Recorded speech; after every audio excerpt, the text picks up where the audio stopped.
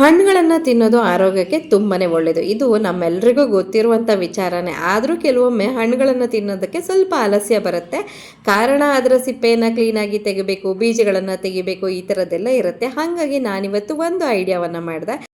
ನಾನಿಲ್ಲಿ ಮಾವಿನ ಹಣ್ಣು, ಪಪ್ಪಾಯ ಹಣ್ಣು, ಹಾಗೆ ಪೇರಲೆ ಹಣ್ಣು ಮತ್ತು ಬಾಳೆಹಣ್ಣು ಇದಿಷ್ಟನ್ನು ಈ ರೀತಿಯಾಗಿ ಹೆಚ್ಕೊಂಡು, ನಂತರ ಒಂದಷ್ಟು ಡ್ರೈ ಫ್ರೂಟ್ಸ್ನೆಲ್ಲ ಈ ರೀತಿ ಕಟ್ ಮಾಡಿಕೊಂಡು ಎಲ್ಲವನ್ನು ಒಂದು ಬೌಲ್ಗೆ ಹಾಕ್ಕೊಂಡಿದ್ದೀನಿ. ಅದಾದಮೇಲೆ ಒಂದು ಸ್ವಲ್ಪ ತೆಂಗಿನ ತುರಿಯನ್ನು ಕೂಡ ಸೇರಿಸ್ಕೊಂಡಿದ್ದೀನಿ.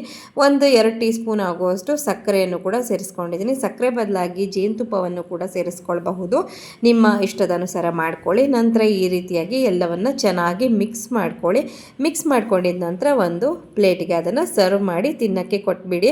ಸೊ ಈ ರೀತಿ ಮಾಡ್ಕೊಳ್ಳೋದ್ರಿಂದ ಏನಾಗುತ್ತೆ, ಎಲ್ಲ ಹಣ್ಣುಗಳನ್ನು ತಿಂದ ಹಾಗೂ ಆಗುತ್ತೆ. ಮತ್ತು ಹಣ್ಣು ತಿನ್ನಿ ಅಂತ ಇಡೀ ದಿನ ಹೇಳ್ಕೊಂಡು ಓಡಾಡೋದು ಕೂಡ ತಪ್ಪತ್ತೆ ಅಲ್ವಾ. ನೀವೇನಂತೀರಾ? ವಿಡಿಯೋ ಇಷ್ಟ ಆದರೆ ಲೈಕ್ ಮತ್ತು ಸೇವ್ ಮಾಡ್ಕೊಳ್ಳಿ. Thank you.